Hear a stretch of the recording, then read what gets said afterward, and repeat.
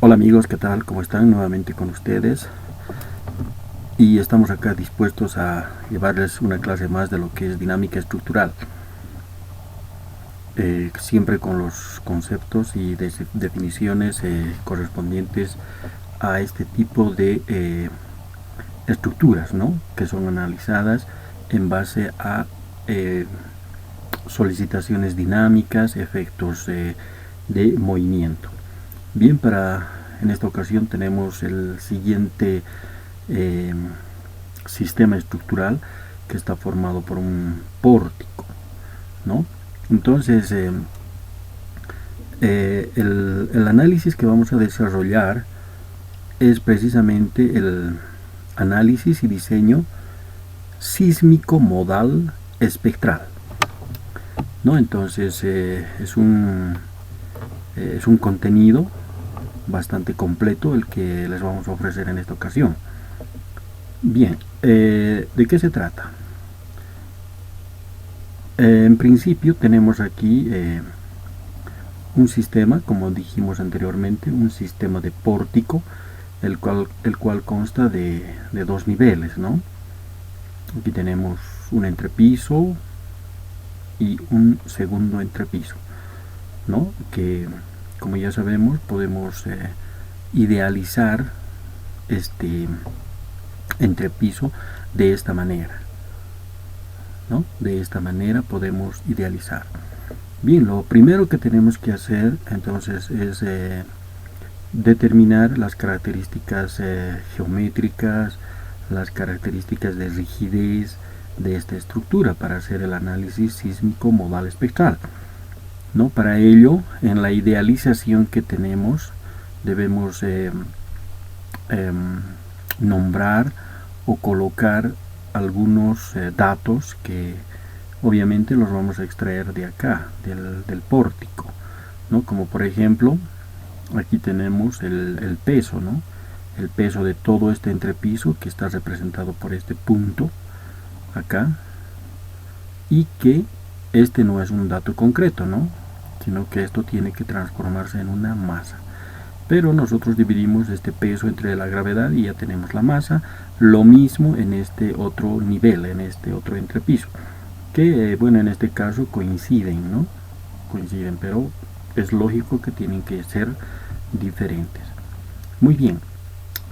También para el análisis dinámico nosotros necesitamos la rigidez de este elemento, y por otra parte la rigidez de este elemento en el contexto ideal que se ha formado al idealizar nuevamente esta estructura, ¿no? Entonces, para obtener esta rigidez, nosotros hemos realizado un análisis eh, de rigidez de este pórtico, ¿no? En algunos otros videos que hemos presentado tenemos el análisis de rigidez de este pórtico, ¿no? De un pórtico parecido a este. En realidad es el mismo pórtico. Entonces podemos ir, ¿no? a ese análisis que hemos hecho, y está acá. Entonces este ejemplo nosotros ya lo tenemos en otro tutorial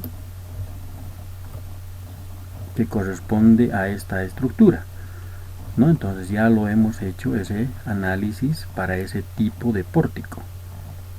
El análisis que tendríamos que hacer para este pórtico es similar, es el mismo, ¿no? Entonces, ¿qué es lo que sucede? Que cuando hemos realizado el análisis para determinar la rigidez de este pórtico, que es el mismo prácticamente de nuestro problema de hoy, nos ha arrojado una matriz, ¿no? El análisis que hemos hecho, a ver, nos ha arrojado una matriz. Esta es la matriz de rigidez lateral, ¿no? Ya que a nosotros nos interesa únicamente los desplazamientos en este sentido, y en este sentido, en este tramo y en este tramo. ¿no? Entonces acá tenemos la rigidez para este tipo de pórtico, denominada rigidez lateral. Pero aquí tenemos una matriz, mientras que en nuestro problema se nos está pidiendo la rigidez de este elemento y la rigidez de este elemento. Entonces esta rigidez, esta matriz de rigidez no es la misma, no es la misma. Bien, entonces nosotros ¿cómo podemos obtener? Si ya hemos idealizado, por decirlo así, podemos dibujar incluso.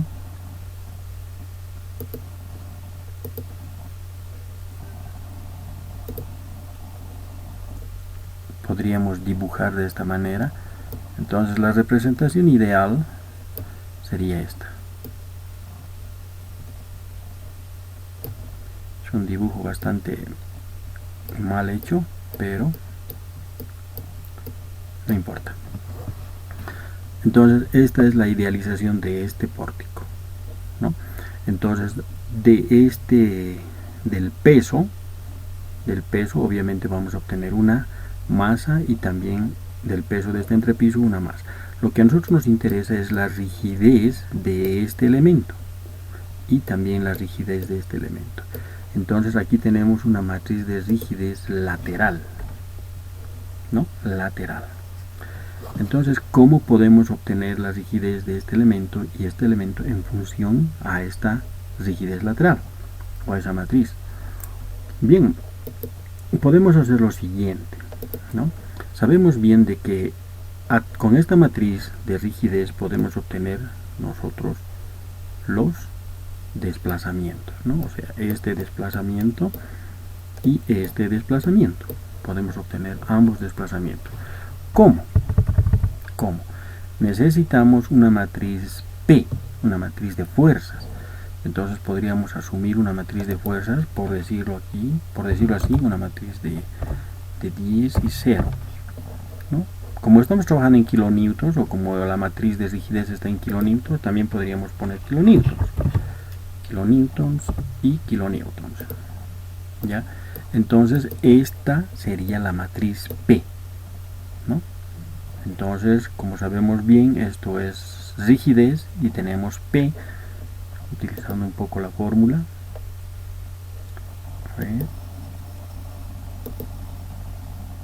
Ya, utilizando un poco la fórmula, entonces decimos que P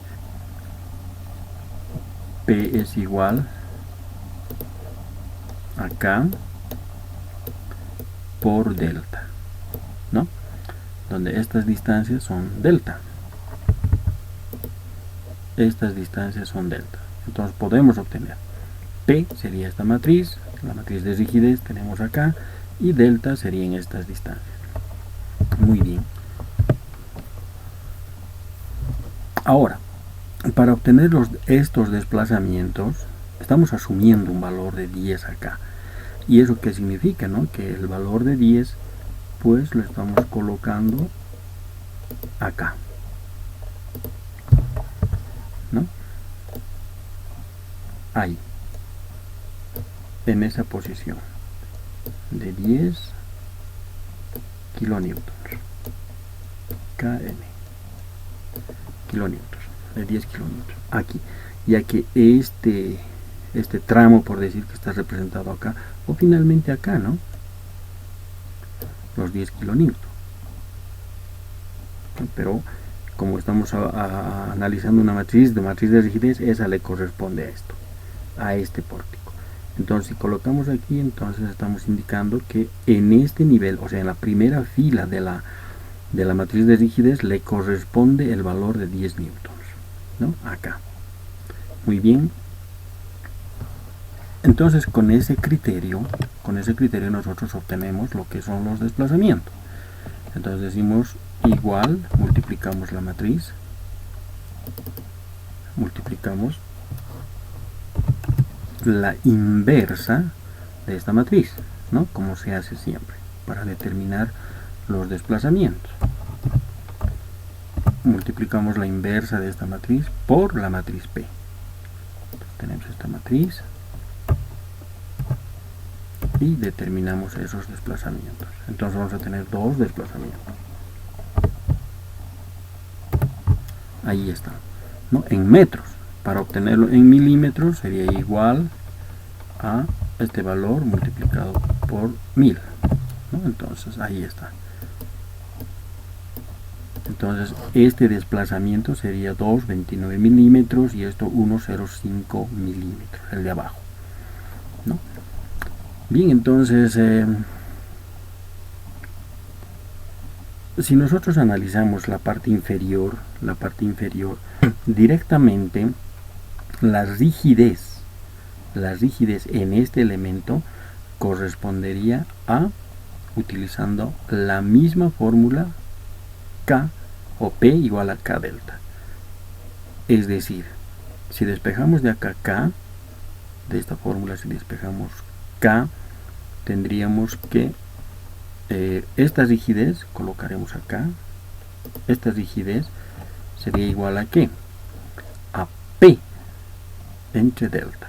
Entonces P entre delta. Y delta es este valor, ¿no?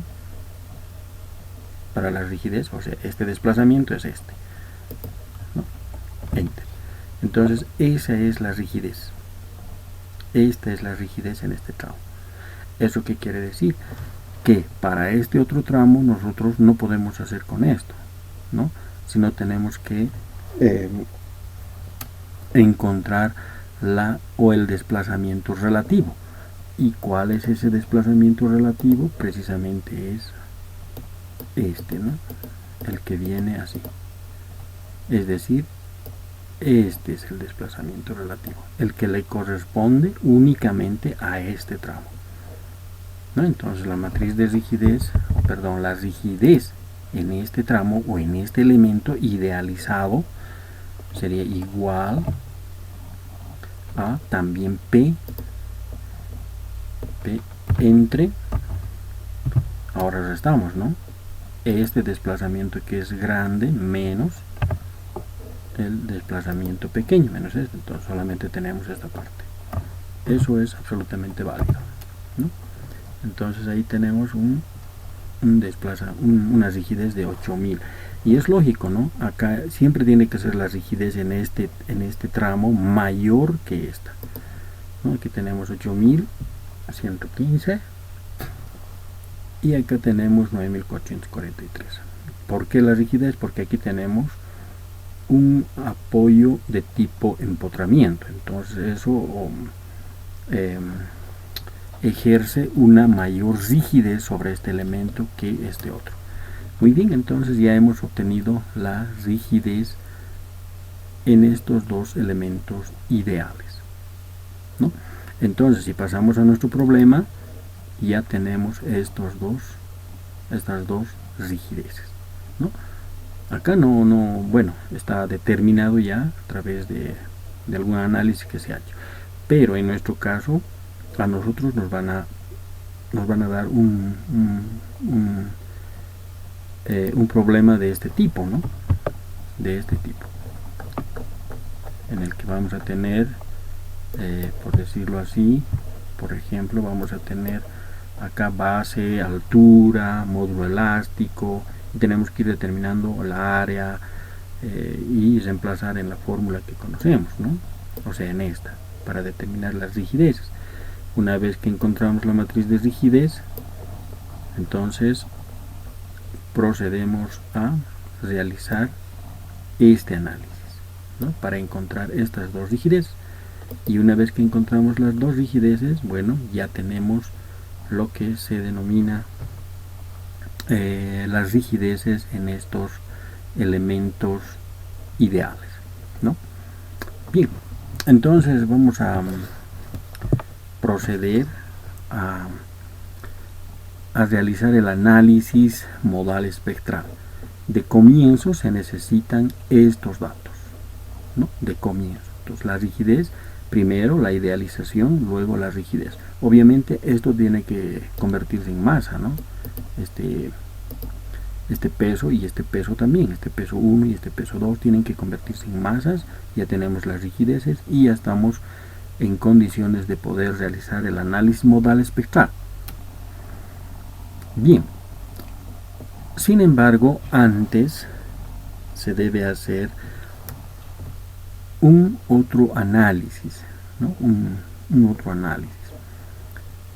Y está relacionado, antes de llevar adelante el análisis en sí del pórtico, el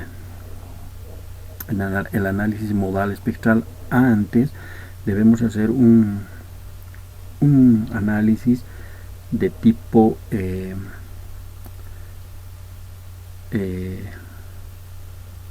un análisis de tipo dinámico espectral, ¿no? ¿Eso qué quiere decir? Que nosotros, aquí yo tengo, que nosotros debemos contar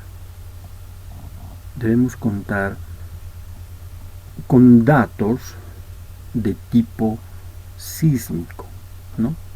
Como este, por ejemplo. Estos son datos extraídos de una estación a través de un acelerograma o un dispositivo que capture un movimiento sísmico, ¿no? Un terremoto. Entonces esta gráfica a nosotros se nos está indicando cómo se representa el movimiento espectral, es decir, cómo se grafica un determinado sismo. ¿De acuerdo? Entonces el análisis modal espectral contiene un análisis de lo que es el registro de una determinada estación, ¿no? Y para ello nosotros necesitamos este tipo de archivos, este tipo de datos, y lo vamos a analizar minuciosamente en qué consiste, ¿no? Cómo manejamos este tipo de información para hacer nuestro análisis modal espectral. Bien, entonces aquí tenemos lo que es el acelerograma de un terremoto que ha pasado o ha suscitado, veamos acá, en lo que es el centro de California, el 18 de mayo de 1940, ¿no? Entonces aquí está su título y bueno, según esto nosotros podemos ver de que este terremoto ha causado este registro, ¿no? Entonces en el libro de Neil Chopra, entonces tenemos este registro, ¿no? Que está de esta manera. Entonces lo hemos ordenado. Aquí tenemos el tiempo y aquí tenemos la aceleración, ¿no? De esta forma es como el registro realiza los datos, ¿no? Y si nosotros graficamos, entonces aquí hacemos un clic, entonces vemos de que evidentemente está graficado, ¿no? Son aproximadamente 1500 datos, ¿no? Y con esos 1500 datos está graficado este terremoto, ¿no? Entonces de esta manera resulta la gráfica de un evento sísmico, ¿no? Y este es el evento del centro en 1940. La aceleración normalizada en función de la gravedad. Bien, entonces, ¿qué se hace con esto? Primeramente se construye una gráfica, ¿no? Se tiene los datos y se construye la gráfica. Luego vamos a pasar a una otra hoja. Y aquí tenemos los datos, como podemos ver. Aquí está, pegamos, en este caso podemos utilizar la hoja de Excel, pegamos a este lado. Luego Podemos colocar aquí un nombre de aceleración y esto dividimos. En este caso estaríamos multiplicando por la gravedad. Como está dividida, al multiplicar por la gravedad tenemos la aceleración del terreno. ¿Sí? La aceleración neta del terreno. Aceleración neta del terreno. Bien, entonces nosotros tenemos que, con estos datos de tiempo y aceleración del terreno, debemos graficar un espectro de, puede ser aceleración, velocidad o desplazamiento. Imaginemos un punto en el terreno, ¿no? Un punto el cual sufre un movimiento sísmico. Entonces ese punto se va a desplazar cuando hay un sismo. Entonces evidentemente hay un desplazamiento, y si hay un desplazamiento hay una velocidad de desplazamiento y al mismo tiempo una aceleración de desplazamiento. Entonces esa aceleración está designada o está registrada aquí, ¿no? Entonces se pueden realizar gráficas espectrales, así denominadas. Bueno, a ver, vamos a ver cómo son. Están acá. Estas son las gráficas espectrales. ¿De acuerdo? Aquí está el sismo, los sismos, y aquí están las gráficas espectrales, ¿no? Entonces, para realizar estas gráficas espectrales, se lo hacen por diferentes métodos, ¿no? Por varios métodos. Nosotros vamos a utilizar el método de las 8 constantes o aceleración lineal. Así se denomina este método. ¿En qué consiste? Como su nombre indica, se determinan 8 constantes, ¿no? Aquí están las 8 constantes. A, B, C, D, A', B', C', D'. Estas 8 constantes están en función, bueno, tienen una fórmula, ¿no? Y aquí está expresada esa fórmula. Esa fórmula se la puede encontrar, o las fórmulas de las 8 constantes se las puede encontrar generalmente en el libro de Chopra, ¿no? Que es, a ver, vamos a ver. Estamos acá. Entonces venimos acá.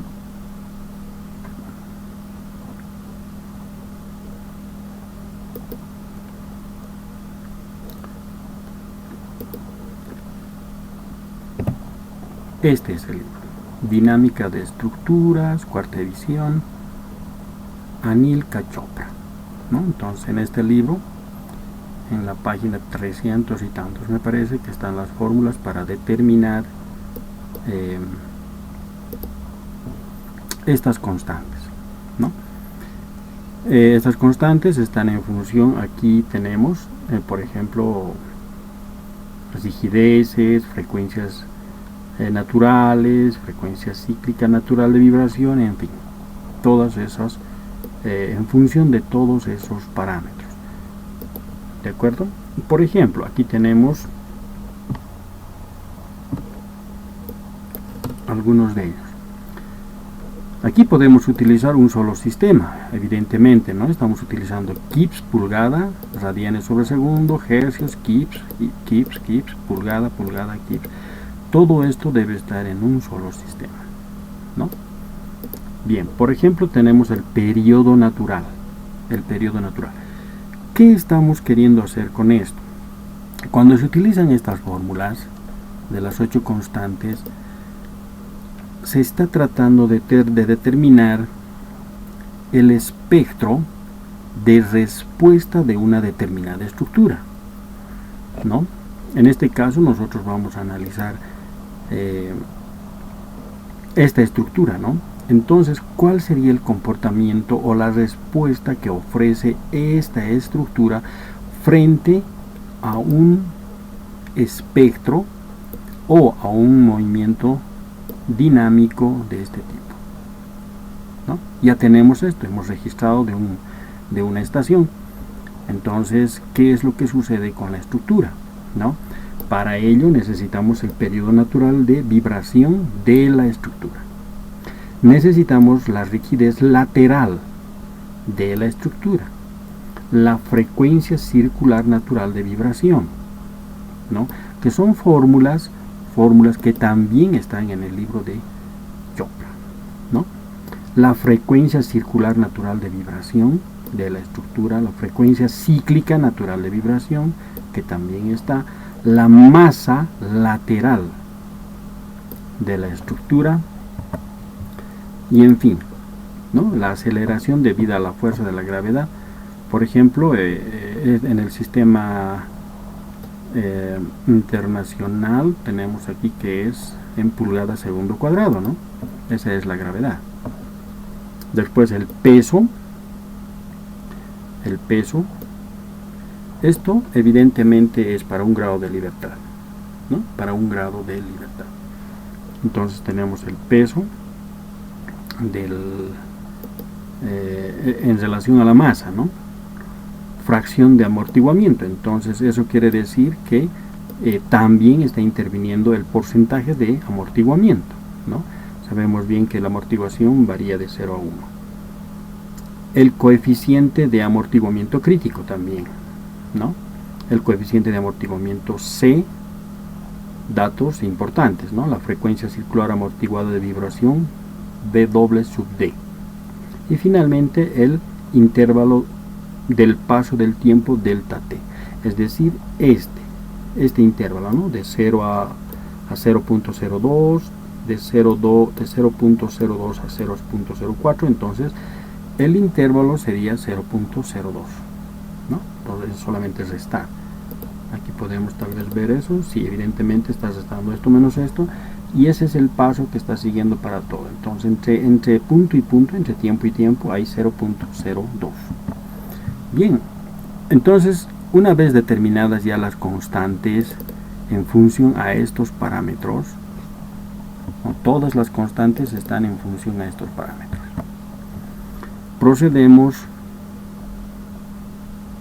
Procedemos a confeccionar una determinada tabla, ¿no? ¿Para qué? Para determinar el espectro de respuesta de esta estructura, con este periodo, con esta rigidez y en fin, ¿no? Obviamente tiene que ser de esta estructura, de la estructura. Debe ser el espectro de respuesta, ¿no? Entonces el espectro de respuesta es un gráfico de este tipo, el espectro de respuesta. Entonces una determinada estructura está respondiendo de esta forma a este sismo,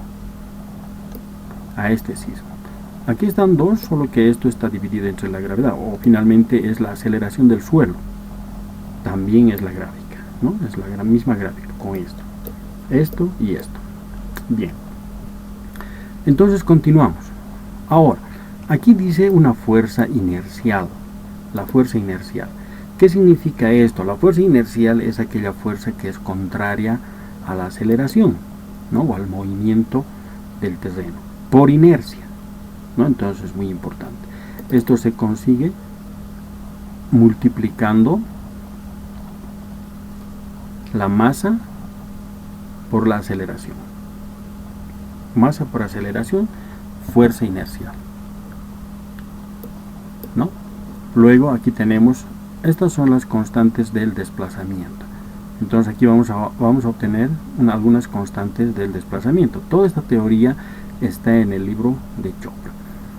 Entonces acá, por ejemplo, tenemos todos estos valores están determinados por la constante A, por el desplazamiento, la constante B por la velocidad, la constante C por la fuerza, ¿no? Constante C por la fuerza, y aquí lo mismo, la constante D por la fuerza, pero en un paso más adelante, ¿no? Está acá. Muy bien. Lo mismo acá. Tenemos la constante A' por el desplazamiento, la constante B', C' y D'. Y estos son los desplazamientos. Ahora, la aceleración tiene una fórmula también independiente, ¿no? Que está en relación a la fuerza y a las constantes. Entonces, esas fórmulas las obtenemos en el libro de Chopra. Y aquí tenemos la aceleración total. La aceleración total será la aceleración de la estructura, también denominada pseudoaceleración, ¿no? Más la aceleración del suelo, que está acá. Bien. Y esto prácticamente lo hacemos para los 1000 y tantos datos, ¿no? Entonces solamente hay que correr esas fórmulas y ya lo tenemos todo. Bien, entonces, ¿qué hacemos acá? Aquí tenemos el mínimo, por ejemplo, de esta aceleración tenemos el valor mínimo, tenemos el valor máximo y el máximo valor absoluto. O sea, tendría que ser este, ¿no? El absoluto.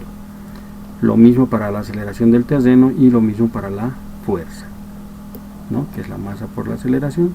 Y finalmente tenemos la aceleración también en su mínimo, en máximo y en su máximo absoluto para la aceleración total del terreno también, ¿no? O en este caso la aceleración total de la estructura, ya en este caso, ¿no? Entonces ahí sí ya es una pseudo aceleración. Bien, entonces ya tenemos todos estos datos. Ahora, ¿qué hacemos? Aquí tenemos el valor del amortiguamiento y también tenemos un determinado periodo. Y eso es lo que debemos graficar, ¿no? Lo que debemos graficar. Entonces aquí tenemos un amortiguamiento para el 2%. Tenemos los periodos, en esta ocasión podemos variar de 1 en 1 o de 0.1 en 0.01, ¿no? Tenemos la aceleración y la aceleración total, ¿no? Entonces, para este periodo, para un periodo de 0.2, debemos de calcular tanto la aceleración como la aceleración total. También, ya en una otra tabla, podemos hacer, por ejemplo, para un periodo, para una amortiguación del 0%, ¿no? Es decir, este es un ejemplo para el 0.02. Para 0.02, entonces calculamos todos estos valores, como están por acá. Luego podemos hacer para 0%, para 2%, para el 5% y para el 10%. Calculamos la aceleración y la aceleración total, ¿no? Para el mismo periodo. Luego, estos valores nosotros lo graficamos. Podemos graficar para el 0, para el 2, para el 5 o para el 10%. En este caso se ha graficado, si vemos nosotros la gráfica, es para el 2%, ¿no? Para el 2%. Aquí podemos escoger, ¿no? Está para el 2%. ¿Por qué lo hemos hecho para el 2%? Para comprobar más o menos cómo está en el libro, ¿no? En el libro. Entonces aquí tenemos el periodo. El periodo puede ser de 1, 2 o 3 segundos, ese es el periodo en segundos, y para un amortiguamiento del 0.02. Eso quiere decir que vamos a graficar únicamente esto, ¿no? Esto. La total, la aceleración total. Entonces vamos y graficamos, que está aquí. Es decir, que este periodo T y esta aceleración total está graficada aquí, ¿no? Entonces, si nosotros verificamos, por ejemplo, acá para 0.5 está de 1.09. Entonces venimos acá para 0.5, entonces 1.08 sería, ¿no? Prácticamente es un valor similar, ¿no? Un valor similar. Por algunos ajustes tal vez está un poquito variando. Luego tenemos para el 1%, para un periodo de 1 segundo. Entonces vamos acá, entonces colocamos acá en esta tabla que nos muestra, colocamos 1 y vemos en este caso aquí cuánto sale, ¿no? La pseudoaceleración sale 0,631. Entonces venimos a la tabla, eso se está marcando también acá en nuestro gráfico, aquí, ¿no? Entonces este valor está aquí con 2.43, pero está en aquí está, ¿no? Ese valor de 2.43, pero aquí estamos multiplicando por o dividiendo en este caso entre la gravedad, aquí está, ¿no? Entre la gravedad. Muy bien, 0,631. Entonces venimos acá y tenemos 0,610, que también es un valor un poco aproximado, ¿no? Bien, luego tenemos según el libro, para 2 segundos, ¿no? El espectro de respuesta. Entonces colocamos acá 2 segundos y tenemos 0,191. Y venimos acá, tenemos 0.191. Aquí sí es exacto el valor, ¿no? Y también podemos ver que las gráficas son similares, ¿no? Son similares. Entonces hemos logrado construir la pseudoaceleración de la estructura, ¿no? Entonces esta gráfica representa la respuesta del edificio, de la estructura, con ese periodo natural, la rigidez lateral y con los diferentes datos de la estructura. Representa la respuesta que tiene la estructura a este sismo, ¿no? Del centro, a este sismo. Bien, entonces este análisis se lo debe hacer. Ahora las normativas, entonces esto logran reajustar, ¿no? Por decirlo así. A ver, vamos a tratar de hacer un ajuste como lo hacen las normativas, ¿no? Entonces las normativas lo que hacen es hacer esto, venir acá y hacer esto, ¿no? Eso es lo que hacen las normativas. Entonces este rojo ya se denomina espectro de diseño, para diseñar. Este otro sería el espectro de respuesta de la estructura, ¿no? Espectro de respuesta a la estructura. Bien, entonces como ya es normalizado, entonces se tiene una gráfica más fina, podríamos decir, para el espectro de diseño. Muy bien. Bien, una vez realizado este trabajo de construir la respuesta, el espectro de respuesta de una estructura, entonces nosotros volvemos, ¿no? a nuestro ejercicio. Entonces ya tenemos, en base a las frecuencias naturales, en base a la rigidez, a las frecuencias cíclicas de oscilación, en base a los periodos que tiene esta estructura, entonces nosotros ahora sí podemos realizar el diseño correspondiente. Bien, entonces, ¿qué hacemos? Procedemos, por ejemplo, en este caso, aquí tenemos la matriz, o tenemos los valores, ¿no? Podemos ir construyendo. Entonces vamos a hacerlo así, empezar con esto, ¿no? Ahí tenemos las rigideces,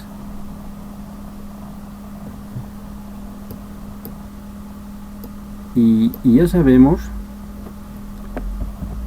de dónde salen estas rigideces, ¿no? Aquí está. Esta es la rigidez de este elemento, y este K2 es la rigidez de este elemento, que prácticamente representan la idealización del pórtico. Entonces acá tenemos las rigideces correspondientes. No estamos colocando con unidades porque más abajo ya prácticamente las unidades son las que ocupan más campo que en verdad que los cálculos, ¿no? Bien, entonces tenemos esta rigidez. ¿Qué hacemos? Sabemos que para un análisis dinámico, las rigideces, o para obtener una rigidez total de todo el sistema, se debe utilizar esta forma de matriz, ¿no? Sumar la rigidez 1 más la rigidez 2. Acá vienen las rigideces con signo negativo, pero del segundo nivel, ¿no? Y acá también.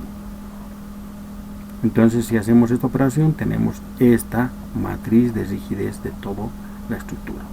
Por otra parte, tenemos la rigidez de masa. La rigidez de masa, ¿no?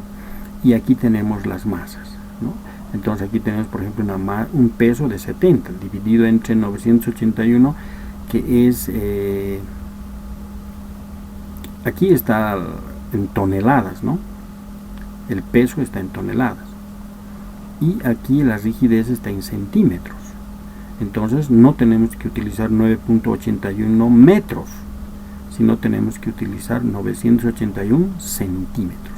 Por esa razón que está entre 981 centímetros. Entonces la masa es 0.071. Y acá tenemos la matriz de masa. La matriz de masa es una matriz diagonal. Eso es por definición, ¿no? Y como las masas, o en este caso los pesos son iguales, entonces la masa será la misma en la diagonal de la matriz. Bien, entonces hasta ahí no hay ningún problema. Hemos determinado la rigidez y la matriz de masas para este sistema. Bien, entonces recordamos siempre que nosotros utilizamos para las frecuencias naturales esta fórmula, ¿no? La frecuencia natural es igual a la raíz cuadrada de la rigidez entre la masa. Y si hacemos operaciones, obtenemos esta fórmula, ¿no? Esta fórmula. Obviamente sin el determinante. Solamente K menos omega por M igual 0. Pero si extraemos el determinante, de toda esa relación, entonces nosotros podremos obtener las frecuencias naturales de vibración, o sea, la vibración libre, ¿no? La vibración libre. ¿Cómo lo hacemos eso? Extrayendo precisamente el determinante de toda esta, ¿no? De todas estas matrices que se forman. Tenemos aquí la matriz de rigidez, tenemos aquí omega, que es la frecuencia natural, tenemos la masa, igualamos, entonces obtenemos un valor. Y sabemos bien de que omega es la raíz cuadrada de la rigidez entre la masa. Entonces sacamos, ¿no? Eso está en función a la masa y la rigidez. Entonces obtenemos la raíz cuadrada y tenemos estos valores que están en radianes sobre segundo, que son las frecuencias naturales. Hasta ahí no hay ningún problema. Esto ya lo hemos hecho en algún video anterior, ¿no? Las frecuencias naturales de vibración. Muy bien. ¿Qué hacemos? Lo siguiente. Con estos valores obtenemos el periodo o sus periodos de vibración, ¿no? Sus periodos, que es nada más que dividir 2pi entre esta, ¿no? Entre esta frecuencia natural, entre la primera frecuencia natural y luego entre la segunda frecuencia natural, porque aquí nos van a dar dos valores, ¿no? Dos valores. Muy bien. ¿Qué hacemos con estos periodos? Podemos obtener la matriz modal. Esta es la matriz modal, o sea, donde podemos obtener los modos de vibración, que son estos, ¿no? Estos son los modos de vibración. Para T1 es este el modo de vibrar, para T2 es este el modo de vibrar, ¿no? Entonces hacemos eso. ¿Cómo? Reemplazamos en la misma fórmula, en esta misma fórmula, pero ahora este valor acá, ¿no? En otras palabras, estaríamos reemplazando este valor. porque tenemos que elevar al cuadrado también.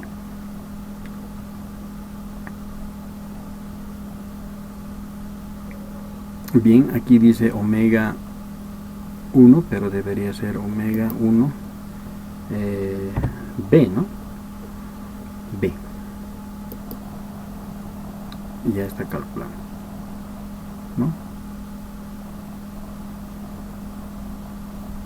Ahí, y es totalmente obvio que va a salir 0, ¿no? Es obvio que va a salir 0. ¿Bien? 0. ¿Por qué sale 0? Bueno, porque esa es la trivialidad que presenta esta formulación, ¿no? Que tiene que sale 0.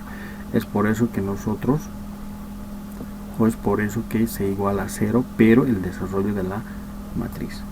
Es decir, si nosotros multiplicamos este valor que hemos encontrado, este valor de la frecuencia natural de vibración, son vibración libre, ¿no? Es una vibración libre. Reemplazamos acá, y aquí lo tenemos, ese valor, ¿no? Reemplazamos ahí.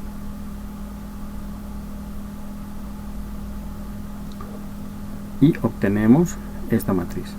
Esa matriz debemos multiplicar por estos dos valores que están acá. Y se formula esta matriz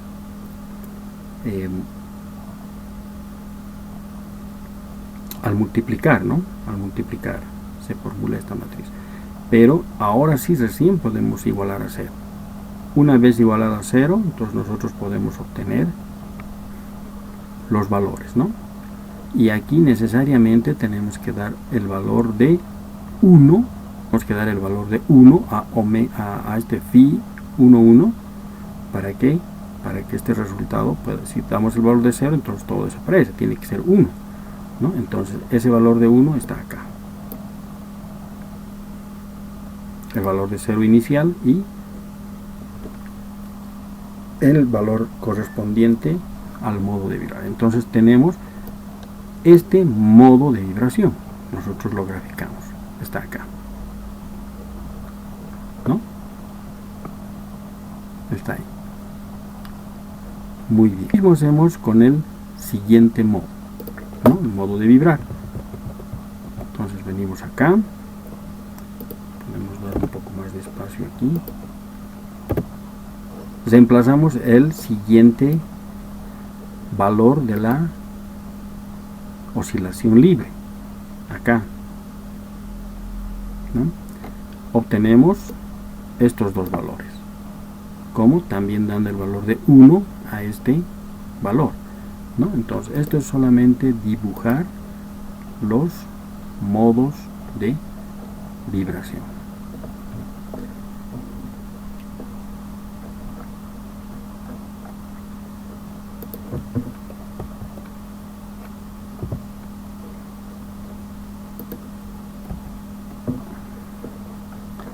Está ahí, ¿no? Entonces dibujamos esto que puede estar ahí, y este es el modo de vibrar, ¿no?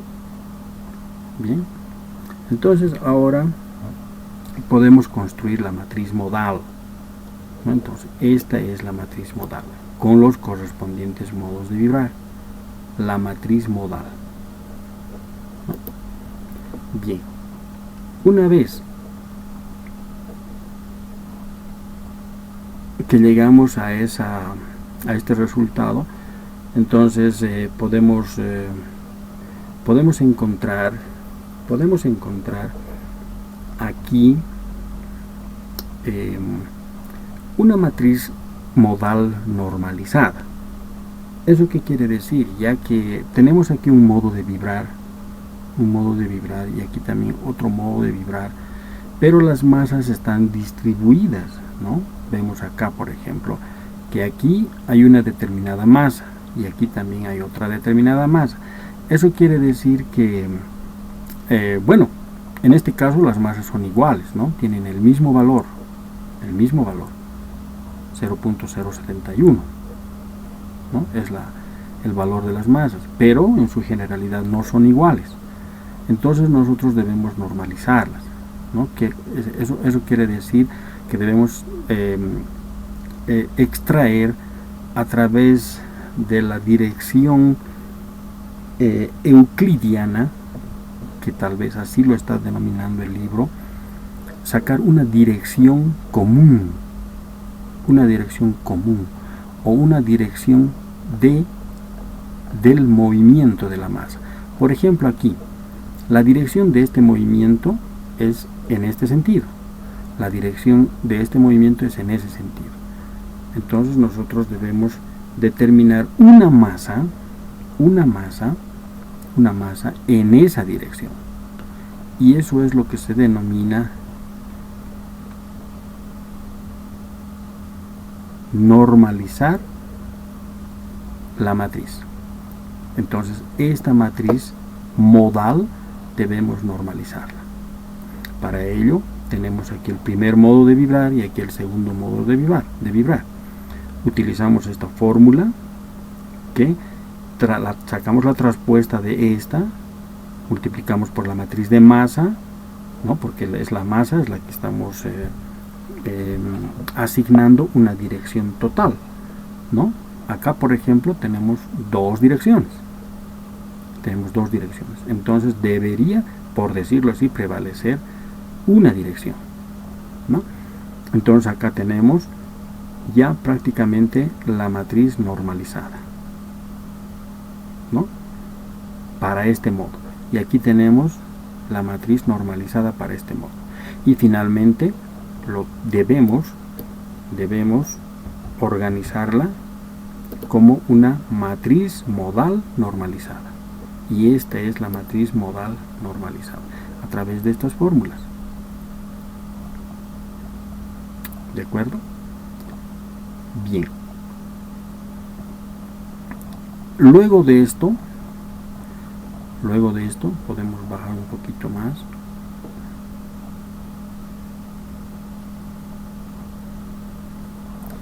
Este valor está de más. Eliminamos. Hasta ahí, ¿no? Entonces acá ya podemos bajar esto. Acá también la matriz modal normalizada. Eso quiere decir que estamos identificando la dirección de la masa, ¿no? De cada uno de los modos de vibrar. Ahora necesitamos determinar el grado de participación. ¿Qué significa esto? Si tenemos dos modos de vibrar, entonces ¿en qué grado afecta cada uno a toda la estructura? Ese es el grado de, como dice acá, ¿no? Estas constantes, bueno, por supuesto que se deben determinar constantes, indican el grado de participación de cada modo de vibración en el movimiento total, ¿no? Y se los realiza de esta manera. Entonces, este es el grado de participación del modo 1 con la resolución de esta fórmula.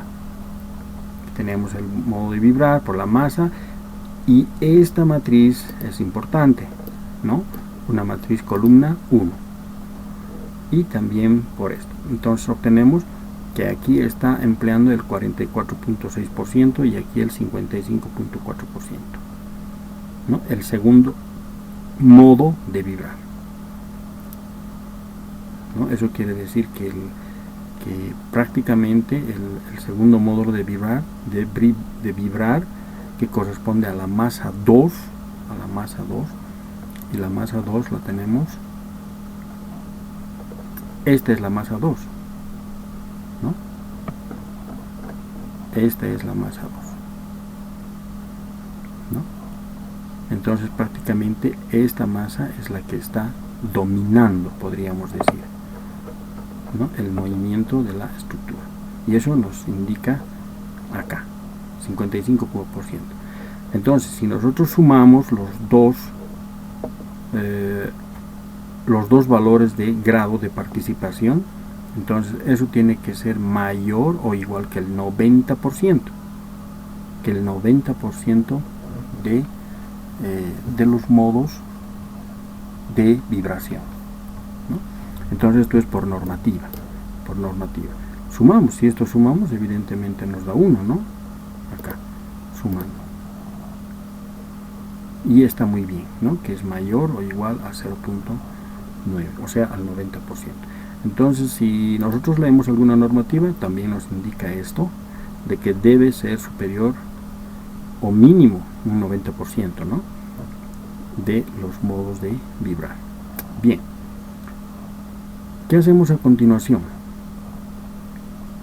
Una vez obtenido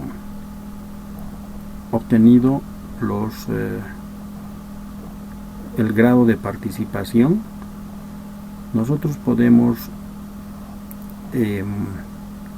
identificar los coeficientes, ¿no?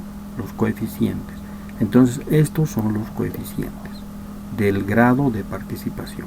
Tenemos aquí la matriz modal normalizada, la traspuesta por la masa y por un vector columna de 1, y obtenemos los coeficientes de cada uno de estos, ¿no?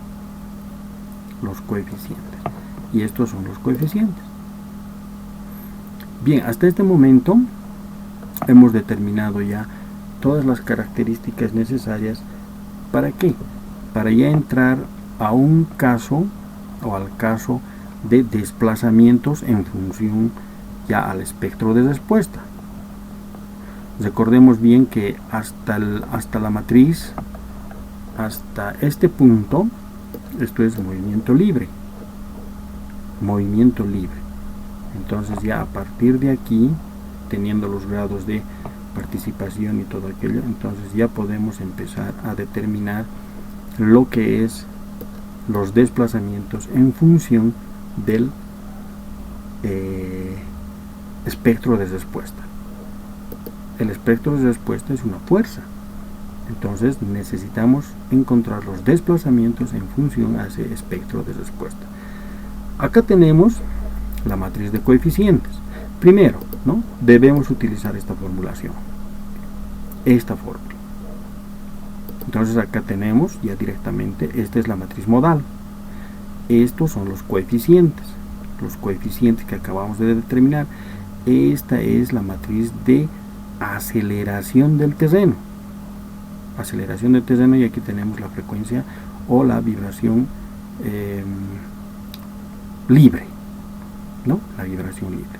Solamente debemos reemplazar en esta fórmula para obtener los desplazamientos de la estructura. Entonces, acá tenemos ya tenemos la matriz modal, ¿no? La matriz modal.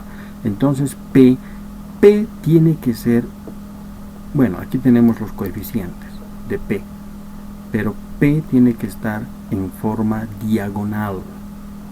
Debe ser una matriz diagonal, porque si colocamos nosotros de esta forma, entonces es una matriz vectorial, ¿no? Y para identificar los niveles o nodos de vibrar, no los modos, sino los nodos con N, los nodos que están vibrando, tenemos que identificarlos a través de una matriz diagonal. Entonces esta es esta matriz, pero en forma diagonal, ¿no? Diagonal, ¿por qué? Porque en la línea, en la diagonal principal están estos valores. Entonces hemos diagonalizado P. Lo mismo hacemos con la aceleración del terreno, ¿no? Ahora, ¿cómo aplicamos esta aceleración del terreno? ¿Cómo lo hacemos? Si nosotros vamos aquí, por ejemplo, venimos aquí y hemos determinado periodos, ¿verdad? Aquí está. Hemos determinado periodos para esta forma libre de vibración. Entonces tenemos un periodo de 1.22, podríamos decir, 1.22 y 0.5, tanto para el uno como para el otro movimiento libre. Esos movimientos libres debemos ingresar en el espectro de respuesta, aquí, en el espectro de respuesta. ¿De acuerdo? en este espectro de respuesta debemos ingresar. Es decir, para un tiempo de 0,5 era el 1, ¿no? Y el otro era 1.22. Y obtener esas aceleraciones. Entonces, cuando nosotros estamos buscando acá, cuando nosotros estamos buscando aceleraciones acá, entonces son esas aceleraciones, ¿no? Las aceleraciones de respuesta de la estructura. Para este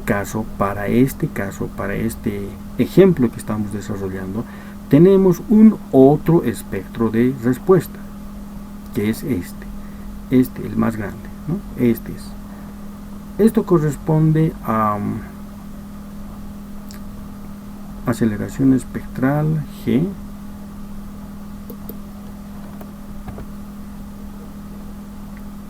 este espectro de respuesta corresponde a roca cerca de la fuente, ¿no? O sea, es un espectro, es un espectro de respuesta de otro lugar, ¿no? De otro lugar, pero se ha construido de la misma manera, veamos, de la misma manera que hemos realizado nosotros de la misma manera, ¿no? Entonces, para hallar concordancia con lo que estamos haciendo, entonces vamos a utilizar este espectro. Entonces tenemos dos periodos, el periodo de 1.22 y el periodo de 0,5. Entonces vamos al espectro de respuesta y encontramos una aceleración que es A por G, 0.05, el valor que marca, por G multiplicado sale exactamente 0.23, y aquí para 0,5 sale 0.83. Entonces esos valores tenemos acá, de 0.23 y 0.83 multiplicados por G, ¿no? Por G porque está normalizado. Aquí dice aceleración espectral normalizado a la gravedad. ¿De acuerdo? Entonces esos aspectos hay que verlos un poco más detenidamente, y esto es para el 0.05%, ¿no? De amortiguamiento, el 5% de amortiguamiento, ¿no? Para esa estructura. Entonces, en los datos de este problema se nos dice que debe intervenirse para un 0 o para un 5%, ¿no? De amortiguamiento. Eso está en los datos, para un 5% de amortiguamiento. Entonces nosotros aquí nosotros consideramos ya no esto, sino este 5% de amortiguamiento, y graficamos esto con esto. Aquí tenemos, ¿no? Podemos ingresar, aquí está, tenemos el 5%, aquí está el 5%, ¿no? Pero este es del centro, ¿no? Es otro epicentro de movimiento. Muy bien. Entonces, una vez que ya estamos acá, que hemos determinado A, también diagonalizamos A, que es esta, ¿no? Porque este es un vector y nosotros necesitamos aceleración para la masa de arriba y para la masa de abajo, y esta es la masa de arriba y esta es la masa de abajo, y esta es la matriz de aceleración. Muy bien. Luego tenemos acá la vibración libre, ¿no? La vibración libre elevado al cuadrado. Entonces 5, 16 y 12 es lo que hemos obtenido. La vibración libre. ¿Dónde está? Está aquí. Vibración libre. Al cuadrado y al cuadrado, ¿no? Ahí está. Diagonalizada también. Al cuadrado. Y finalmente aplicamos esta fórmula. Y al aplicar esa fórmula, entonces tenemos esto, ¿no? Que los desplazamientos serán estos, ¿no? Entonces, esta es la matriz de desplazamientos. La matriz de desplazamientos. En función a este espectro de respuesta. ¿no? Con las características propias de la estructura. Bien, ahora el máximo desplazamiento está acá. Nosotros elevamos al cuadrado y obtenemos la raíz. Estos son los máximos desplazamientos.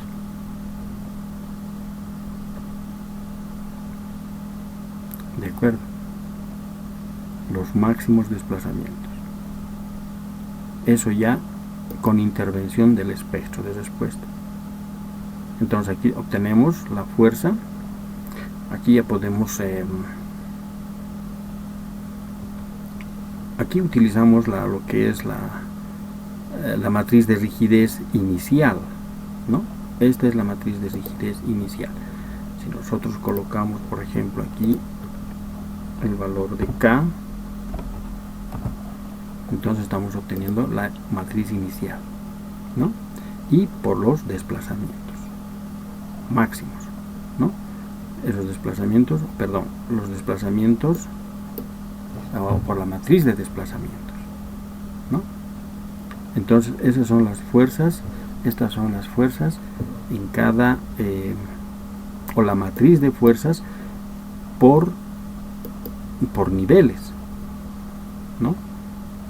Y para obtener en cada nivel las fuerzas, entonces realizamos esta operación, elevamos al cuadrado y obtenemos las fuerzas en cada nivel, ¿no?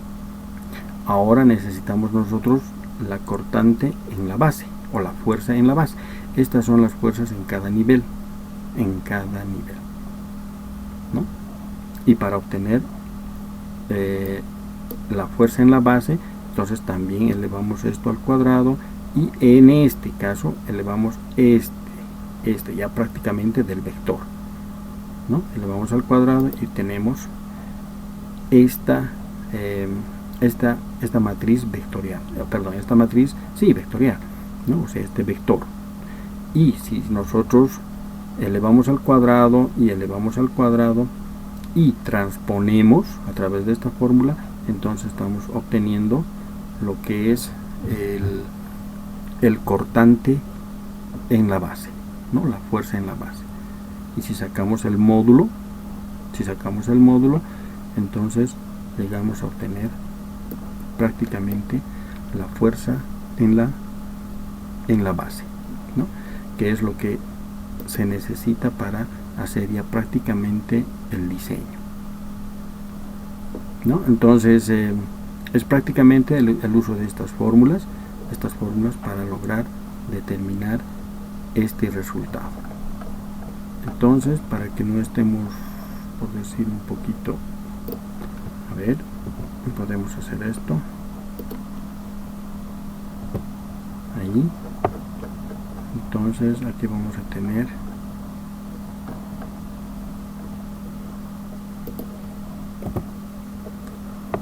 ya, esto podemos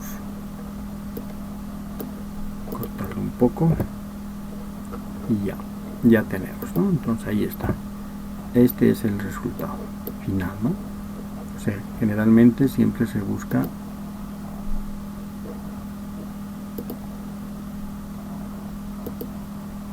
llegar a este resultado. Ya está, el cortante en la base, en toneladas, porque hemos ido en toneladas, ¿no? En toneladas. O sea, el módulo de este valor, ¿no? Pero en traspuesto, porque este es un vector horizontal, ¿no? Entonces, si queremos sacar el módulo, tendríamos que colocarlo de forma vertical. Bien, entonces este prácticamente es el diseño, cómo se realiza y cómo debe realizarse el análisis. Aquí haremos eso, espero que no haya afectado, sí, está bien, ¿no? Cómo debe realizarse el diseño y análisis de un sismo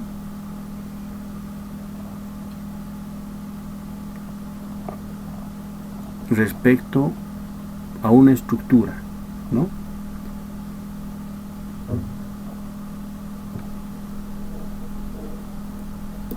Y ese análisis debe ser un análisis modal espectral.